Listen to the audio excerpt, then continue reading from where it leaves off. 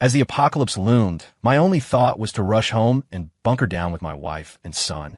I didn't expect to find her bringing a male colleague home with her. They were using the emergency food I had stockpiled to cook a candlelight dinner, and then had the nerve to blame me for ruining the mood. For the sake of my child, I had no choice but to risk my life going back out to scavenge for more supplies. That's when I heard the mechanical voice coming from inside my wife. "Host, you are doing amazing. You've easily manipulated him. His devotion score is nearly maxed out. You are destined to be the final protagonist of this apocalypse." I let out a bitter laugh, grabbed the waterproof gear I had fought tooth and nail for, and walked out alone. The news had been broadcasting warnings about a corrosive rainstorm set to hit in 2 hours. The moment my company sent out the dismissal notice, I confirmed my wife, Jessica, was picking up our son, Leo, and I sprinted to Costco to secure supplies. I fought through the chaotic crowds for over an hour, managing to grab a case of instant noodles, a box of crackers, and 10 gallons of water. It cost me $5,000 in price gouge cash. On the drive back, I comforted myself thinking that my habit of prepping meant the stockpile at home would be enough to sustain the three of us for a while. I rushed through the front door, anxiety pumping through my veins, only to freeze in the entryway. My wife, Jessica, was sitting on the sofa, laughing intimately with another man. She stood up to introduce him. "This is my co-worker, Ryan. He didn't have any supplies at his place, so I brought him here. Otherwise, he'd starve all alone."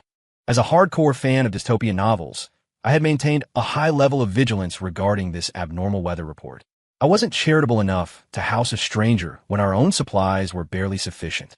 I pulled Jessica onto the balcony and whispered urgently, "Our supplies might not even be enough for us.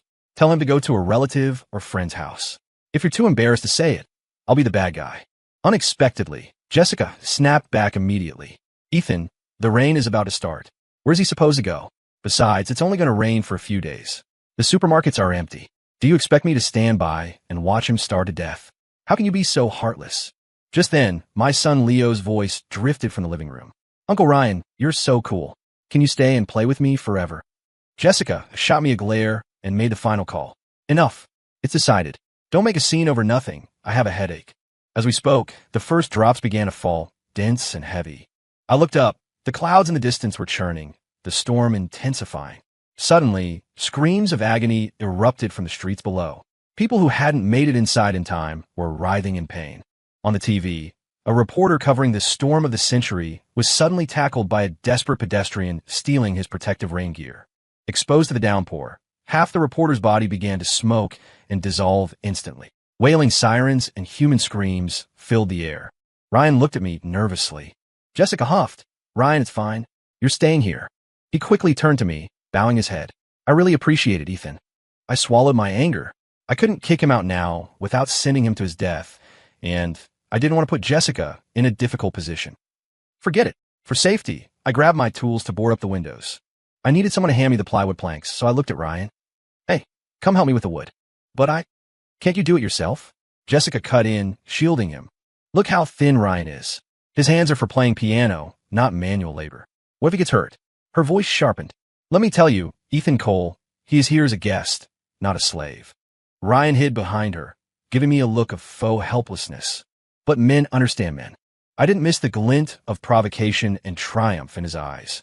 The rain fell relentlessly for a month without showing any sign of stopping. More and more people died from starvation, and the entire city of Seattle was shrouded in panic. Out of respect for my wife, I tolerated Ryan. But watching our food supply dwindle, I couldn't help but discuss it with her one night. "We're running low. Maybe Ryan should contact someone he knows to help him move on." Jessica frowned, clearly annoyed. "Ethan, how many times do I have to tell you? He's my colleague. What kind of jealous fit are you throwing? In this weather, are you really evil enough to push someone out to die?" Even though I'd heard this accusation a dozen times this month, it still stung. I just wanted to protect my wife and child. Was that wrong? Lost in these heavy thoughts, I drifted off to sleep. I had been suffering from insomnia, so when I woke up again, it was already 11:00 p.m. The savory smell of steak drifted into the room. Having not eaten meat in ages, I stumbled out, groggy and guided by the scent. The scene before me woke me up instantly. 2 carved candles flickered on the table, which was set with a French tablecloth. On exquisite china sat 6 pristine steaks. My wife and Ryan were sitting face to face, clinking wine glasses. "Here's to our candlelight dinner." "So romantic," Ryan said softly. The living room was dim. They didn't see me. Jessica smiled, a shy dimple appearing on her cheek, and whispered, "I'm so happy." Ryan reached out and patted her head affectionately. "If you like it, I'll cook for you again next time." Then my son came bounding out of the kitchen, holding a plate of fried chicken. "Daddy Ryan, the chicken is red." "Dad!" He saw me and gasped, shattering the intimate atmosphere. Ryan looked smug as he carefully placed a cut piece of steak onto Jessica's plate. I saw red. I stormed over and grabbed Ryan by the collar. "What the hell is the meaning of this? I had been saving that meat. I didn't know how long this apocalypse would last, so I hoarded the protein for my wife and son for when things got desperate. And now, they had fried up my entire secret stash for a date night." Jessica slammed her chopsticks onto the table, pried my hand off Ryan, and stood in front of him. "Ethan, what is your problem? Why are you so stingy? Can't you be generous like other men? Being married to you is such bad luck." Even now, Jessica didn't think she was wrong. My voice rasped. I couldn't bear to eat that. I was saving it for a real emergency. Ryan apologized with a sincere tone. "I'm so sorry, Ethan. I didn't know you were hiding it. I just saw that Jess hadn't eaten meat in so long. I wanted to make something nice for her." It was laughable. They had meat yesterday. I was the one who hadn't touched protein in weeks. Jessica, who had been shielding Ryan, now stood beside him, holding his hand. "You don't need to apologize. It's not your fault." She turned to me. "Ethan, you don't have a romantic bone in your body, and now you're blaming others for surprising me? Great. Because of your filthy mind, no one can eat now." Watching the bedroom door slam shut, my fingers trembled. That night, because my son ate too much grease, he developed a high fever. Jessica merely ordered me, cold as ice, "Go watch your son. If anything happens to him, I won't forgive you." I stayed by his side for 3 days and 3 nights. Meanwhile, my wife was in the living room enjoying Ryan playing the piano. She said, "Leo is suffering so much. Listening to music will help him relax. It's so hard on Ryan to play for so long." In the beginning, I would have screamed, fought, thrown a tantrum. Now, I just didn't care. I made a plan in my heart. When my son woke up, I'd ask him if he wanted to leave with me. If he did, I'd take him. In the middle of the night, Leo woke up and hugged me tightly. My heart softened into a puddle. He sobbed, "Why can't you be nicer to Mom? I don't want you guys to divorce." I pulled him back gently. "Leo, Dad is going to leave. Do you want to come?" He just kept crying. "It's all your fault for being mean to Mom. That's why she talks to Daddy Uncle Ryan. If you cared about Mom, she wouldn't be like this. I don't want you to divorce." Seeing him cry so pitifully, my resolve wavered. He was my child. A childhood missing either parent is incomplete. I finally understood why people say children are the shackles of parents. It's not that they are a burden. It's that as a parent, you can't bear to leave them. Under their lavish consumption, the food eventually bottomed out. While passing the guest room, I heard my wife and Ryan plotting. "The food is almost gone. We need to find a way to get Ethan to go out and scavenge." Will he agree? He already hates me. He probably wishes I'd starve. Ryan's self-awareness was surprisingly accurate. My wife scoffed. Does he dare refuse? As long as I ask, he'll go wagging his tail. True. Everyone knows that idiot is obsessed with you. Exactly. When we first got married, there was a massive storm. I said I wanted wonton soup from that specific place in Portland. He drove 3 hours through freezing rain to buy it and delivered it to my office. I vaguely remembered that. She had a stomach ache and wanted that specific soup. I braved sub-zero temperatures and icy roads to get it. Waiting for the elevator back then, I heard her colleagues gossiping. "OMG, your boyfriend actually went to the next city to get it? That's intense." "It's hilarious." Jessica had laughed back then. "Does he know you only asked for it because you lost a bet? He's the ultimate simp. Undefeated." Another colleague jeered. At the time, I hadn't taken it to heart. I felt proud of being a good man who spoiled his girlfriend. Now, looking back, they were probably mocking my stupidity behind my back the whole time. The next day, when my wife brought me going out to find food, I spoke coldly. "Let him go. He eats and lives here. He should contribute. Otherwise, he's just dead weight." She scolded me. "Ethan Cole, I am speechless. How can a man be like you? I regret marrying you." She turned to leave, pausing for a second, waiting for me to chase her. Before, I would have followed, offering sweet words and apologies.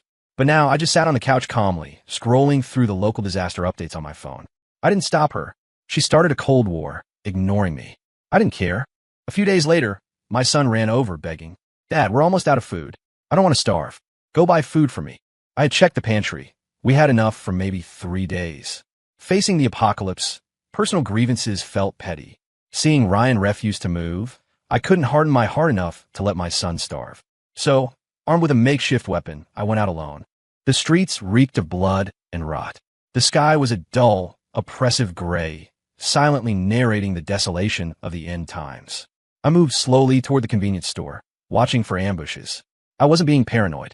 In extreme danger, humans revert to primal beasts. To survive, they will do anything. I found a convenience store with an unlocked door. After checking the perimeter, I rushed in and filled the plastic bags I'd prepared. Despite my caution, I was targeted by other scavengers on my way out. "Hey buddy, drop the food, and we might not kill you." I gripped the plastic bags until my knuckles turned white, feigning calm. "You're committing a crime." They laughed maniacally. "A crime? The government is hiding in bunkers while leaving us nobodies out here to die. And you're talking about crime? Buddy, don't be naive. Look at the bodies on the ground. Most of them were killed by their own neighbors." I seized the moment and kicked the guy on the right. His partners reacted instantly, rushing me. I felt a sharp pain in my leg, my knees buckling, but I knew I couldn't stop. If I stopped, I died. If I didn't bring food back, my child would starve. During the struggle, my protective raincoat was torn off. The acidic rain instantly seared my arm, burning the skin. I didn't have time to check the wound. I threw the bag over my shoulder and sprinted toward home. When I got inside and saw no one had followed, I collapsed, relieved. Jessica rushed over, snatched the bag, and looked inside with disgust. "Ethan, this is all you got? How many days will this last? You're so useless. Go back out and get more." "Yeah, Dad," Leo chimed in. "That's barely enough for a few meals." The three of them huddled around the bag, discussing what to eat for dinner. They completely ignored the massive, chemical burn scar on my arm. I let out a self-deprecating chuckle. Suddenly, I felt so tired. I didn't have the energy to argue. I just wanted to sleep. But as I turned, I heard that voice again, the one that didn't belong in a room. "Host, we're finally at this stage. His devotion score is at 95%. Just a little more, and you can do whatever you want in this apocalypse. You'll be the main character. I've been waiting for this day, ever since I pretended to have a cold just to gain his sympathy. Please maintain the momentum, host. Stimulate him. Trigger his ultimate simp instincts." Confused, I looked around for the source of the electronic sound. Then I heard my wife reply to it in a cheerful internal voice. "Once the mission is done, I'll dump him and be the queen of the wasteland." Look at his sour face. He'll come crawling back to apologize soon enough. Listening for a moment longer, I realized my wife had a system. I didn't know why I could hear their telepathic conversation, but I understood that I was her conquest target. Once my devotion score hit 100%, she would get what she wanted. I was just a stepping stone for her to gain power. Late that night, my son snuck into her room. I heard him whisper, "Mom, is it okay to be so mean to him? Should we give him a little sweetness? What's the plan? I'm sick of him. I want to live with you and Daddy Ryan." My wife replied confidently, "Don't worry. Everything is under my control. He's just throwing a tantrum. Don't you dare go act nice to him." Back in the day, his parents tried to stop us from getting married. I shed a few tears, and he went crying to them to beg for their blessing. Good thing his parents died early, so I could take charge of the family assets as soon as I married in. I estimate the mission will be complete in a day or two. Then, Mom will give you whatever you want. Hearing this, I fought to suppress the blood rushing to my head. My eyes turned ice cold. My family made millions a year. When I graduated, my father made me start as an intern at the bottom of the company to learn the ropes. That's where I met Jessica, a fellow intern. She seemed elegant in conversation, serious about her work, often staying late for projects. I used to tease her. "We're just interns. Killing ourselves for the company doesn't pay off." She had told me earnestly, "As long as we try hard, we have a clear conscience. If we take the company's money, we should work hard." But her competence was actually terrible. The manager was going to fire her. I was the one who pulled strings behind the scenes to keep her. Because of that, I saw her in a favorable light. We fell in love and dated for 5 years. When I told my parents I wanted to marry her, they, who usually respected my decisions, objected strongly. "Ethan, listen to Mom. Break up with her. She isn't right for you." I wouldn't listen. I went into a cold war with my parents. Later, they died in a car accident, their vehicle rolling off a cliff on a mountain road. I regretted it every day. During my grief, Jessica handled the funeral arrangements and comforted me. I swore then to marry her and never let her down. Recalling her conversation with our son, I couldn't stop sneering. I thought Jessica was just using me for some bullshit task, but I never expected my son to be in on it. They were both deceiving me. Disappointment accumulates. No matter how much love there was, it had been ground to dust. I refused to be their stepping stone any longer. Under the cover of night, I grabbed a weapon and a backpack of food. I silently opened the front door. Where are you going, Ethan? Ryan's jarring voice broke the silence, waking Jessica. Due to the constant rain, the house's wiring was shot, so we lived by dim battery lights. I looked straight into Jessica's eyes. I leave, or he leaves. Pick one. Jessica crossed her arms and leaned against the doorframe, sneering. Ethan, if you have the guts to leave, don't come back. I told you Ryan and I are just colleagues. There's a limit to your jealousy. Aren't you tired of acting like this? I am. He nodded, signaling he understood. I put on my boots and walked out without hesitation. The moment the door closed, I heard the electronic notification. Devotion score -20. Current score 75. Host, critical failure. Do not give up. Jessica panicked for a second, watching the door close. Then she laughed. There is no man I can't manipulate. In this apocalypse, where can he go? He'll come crawling back like a good dog. Just wait. When he comes back, I'm going to humiliate him. I left the house and contacted my childhood friend, Willow Banks. Our families have been close since our grandfather's generation. She was the only person I could turn to. Soon, I received a text with coordinates. I arrived at Willow's secure compound in the rain. She saw me soaked and looked worried. Even with protective gear, you shouldn't be out in this. There are people without gear who might mug you. Did you run out of food? Wait here, I have plenty. She immediately went to her pantry to pack bags for me. I couldn't stop her. I sighed helplessly. No, Guido, I left that house. I'm here to crash with you. I switched to the teasing tone we used as kids. Could you find it in your heart to take in a homeless wanderer? Willow's eyes suddenly lit up, brighter than the weak emergency lights in the darkness. All right, I'll reluctantly take you in. She killed the only light in the house and stood by the door, listening to the movement outside. After a moment, confirming no one was around, she skillfully navigated the dark to the kitchen, grabbing instant rice, meat, and vegetables to cook over a camping stove. Only when the food was ready did she turn the light back on. Done. My stomach had been growling since I saw the meat. I didn't stand on ceremony. I devoured the meal. How have you been? Still at the old company? Why didn't you go back to your family? Willow shook her head. No, I switched jobs. I didn't have time to go back. I have enough food here, and the roads are unpredictable. It's safer to stay put. Why didn't you stay at that company? I stopped mid-sentence, the realization hitting me. The last time I contacted Willow was 2 years ago.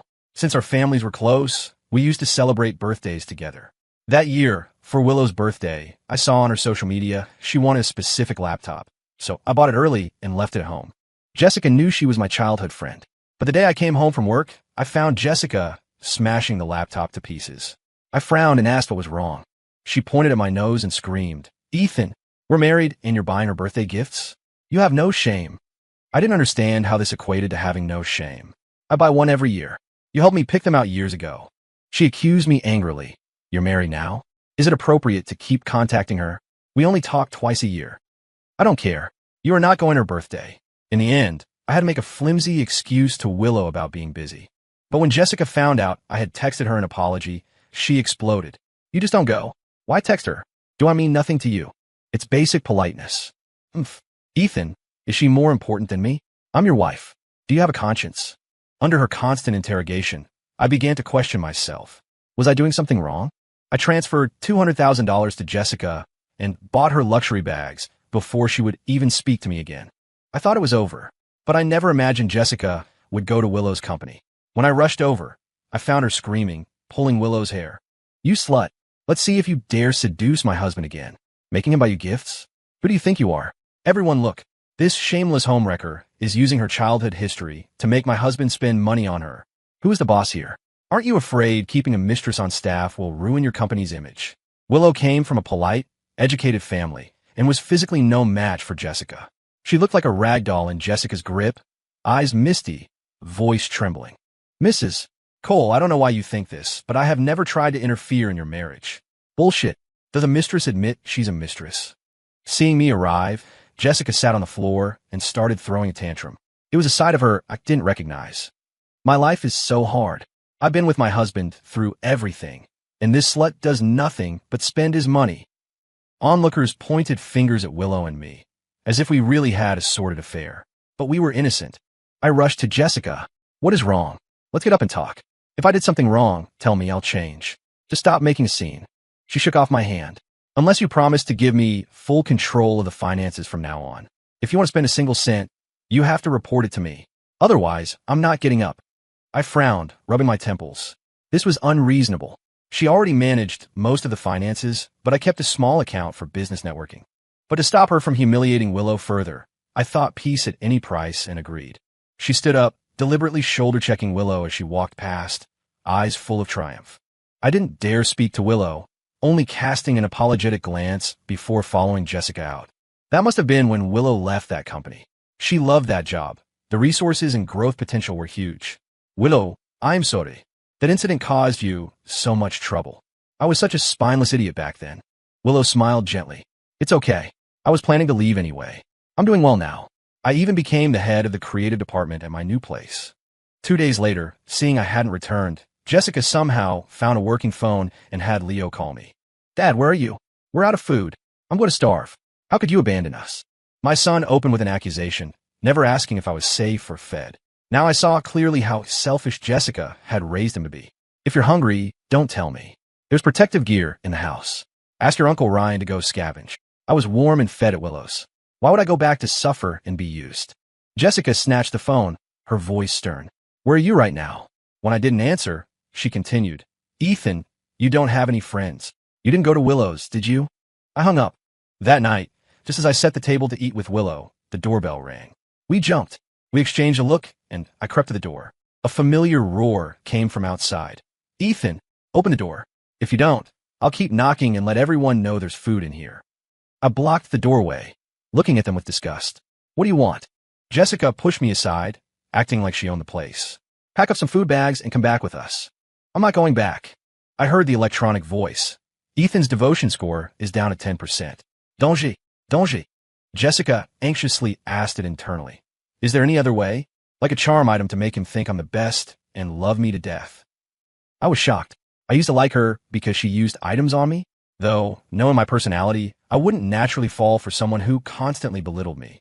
None left, host. I told you, that item only lasts a few years. You didn't utilize it well when it was active. Otherwise, with the apocalypse plus the item, you would have completed the mission long ago. Fine, you're annoying. Even without the stupid item, I can handle him.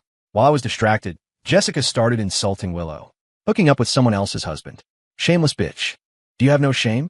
I snapped. You come to someone's house and insult them? Talk about having a double standard. Ethan, you what? Don't think I don't know about you and your colleague. Once the mask is off, it gets ugly for everyone. Her eyes darted around nervously. What relationship? Don't talk nonsense. Isn't he your lover? He's too helpless to survive alone. So you have to save him? Does he not have hands or a face? Ryan waved his hands frantically. Ethan, you misunderstand. Jess and I are just colleagues. She has a good heart and was afraid I'd get hurt, so she let me hide at her place. I didn't expect the rain to last this long. Keep acting, I spat. His face turned green, then white. He forced a polite smile at Willow. And this young lady is... your mother, I deadpanned. I thought I still had some affection for Jessica, but realizing I felt no reluctance or sadness, just relief, felt amazing. My son smelled the meat, ran to the table, and started wolfing it down. Put it down. Where are your manners? Willow intervened gently. It's okay. He's growing. I'll make more. The three of them ate like starving ghosts. Still unsatisfied, they sprawled out on the couch. I realize this place is better than ours. Starting now, we live here. Willow, you're in charge of cooking daily. We are guests. I'd seen shameless people, but never this shameless. I almost laughed out of pure rage. Report. Ethan's devotion index is 0. Jessica paused, then switched to her softest, most saccharine voice. Hubby, let's sleep together tonight. Goosebumps erupted all over my skin. My son chimed in with an assist. Dad, just make up with Mom. Couples fight, but they make up. You're a man. Why are you being so petty? My heart remained flat. Before, I thought he was just a kid who didn't want his parents to split. Now, looking closely, his small eyes were full of calculation. If you're done eating, get out. This isn't your house, and there's no room for you. Seeing I wasn't budging, Jessica signaled Leo. He understood instantly. He ran over and hugged Willow's legs, shaking them gently. Annie, Willow, we have no food at home. I don't want to go back. It's dangerous outside. People are killing for food. I am scared. Let me stay, please. Willow sighed and walked up to Jessica. For the sake of the child, I can let you stay one night. But tomorrow morning, you must leave. I'm not a saint. Considering how you slandered me before, I'm only doing this for Ethan's sake. Do you think I'm afraid of you? I just didn't want to ruin his marriage. And now you expect me to repay hatred with kindness? I don't know what goes on in your brain. For once, Jessica didn't argue back. She pulled a face and dragged Leo into the guest room. Watching their backs, worry creased my brow. This night would not be peaceful. For safety, I couldn't sleep. I stayed up to keep watch. I heard movement from Jessica's room and walked over curiously. Honey, you haven't taken care of me in so long. Ryan's voice leaked through the door. Host, mission failed. I am seeking a new host. Don't go. I can still succeed. Give me a little more time. Jessica shouted, struggling. She tried everything, but the system abandoned her. Her protagonist's dream shattered. She turned her rage on Ryan. Get off. Don't annoy me. Ryan, putting on a simpering smile, leaned in. It's fine. No one will know. Let's have some fun. What, are you shy? Jessica, we even have a child together. Ethan still doesn't know he's been raising someone else's kid for years, does he? I stood there, thunderstruck. Past details flooded my mind. No wonder Leo never got close to me unless he wanted something. Colleagues used to say he didn't look like me, but I never doubted because he looked so much like Jessica. But now, recalling his face, the brow and eyes were exactly like Ryan's. Jessica pushed him away impatiently. Don't touch me. We're done. Ethan is way better than you. I was blind to choose you before. Blind? That's not what you said back then. And you think Ethan wants you back? If you stood in front of him now, he wouldn't even look at you. Jessica, furious, grabbed an object from the table and threw it at him. Take those words to your grave. If you want your son to starve, make a bigger scene. We can all die together. I clenched my fists, a desolate sadness filling my eyes. All these years, I had been a joke. I couldn't take it anymore. I kicked the door open, a low roar in my throat. Are you done talking? Get the hell out. Panic flashed in Jessica's eyes. She scrambled to grab my sleeve. Ethan, let me explain. It's not what you think. I cut her off. It doesn't matter. Leave. I never want to see you again. I walked into the room and yanked their son out of bed. Ethan, it's so late. It's unsafe. Isn't it bad to kick the boy out? Correction. It's your son. Not mine. Not my problem. Ethan, do you have to be so heartless? You raised him for years. Yeah, I was a sucker for years. Funny, right? Realizing I was dead set on kicking them out, Jessica retreated to a strategic compromise. Fina, you calm down first. I'll come find you in a few days. Don't come back. You disgust me. After they left, Willow rushed over, looking concerned. I shrugged and smiled easily. Everything is good. It was the truth. In that moment, I felt like I had shed a massive burden. No matter how Jessica tried to contact me, I ignored her. She sent texts saying she regretted it, she was wrong, begging me to come back, claiming she would cherish me. I was just bored by it. I discussed moving to a new location with Willow, as this safe house was compromised. I knew Jessica. If she couldn't get what she wanted, she'd scorch the earth. Maybe lead raiders here. 7 days later, I heard rumors. Ryan went out to scavenge and got jumped. He couldn't fight back. His leg was crippled, and his face was horribly disfigured by the acid rain. His temper turned violent, and he started beating people at home, eventually forcing Jessica to go out and scavenge. While following Jessica on a supply run, their son was snatched by raiders. In the apocalypse, with everyone starving and human nature at its worst, his fate was grim. Jessica snapped. She took a knife and stabbed Ryan 18 times. But in the end, weakened by long-term starvation, she died alone in that house. When I heard this, I felt nothing. We had moved long ago. Willow had plenty of supplies. She asked me proudly, I'm amazing, right? Foresight to stockpile. I chuckled. Amazing. The only reason I had a habit of stockpiling was because I learned it from Willow. 6 months later, the rain finally stopped. The news broadcasted that the catastrophe had passed. People began to emerge, starting the work of rebuilding the city. I took a breath of fresh air.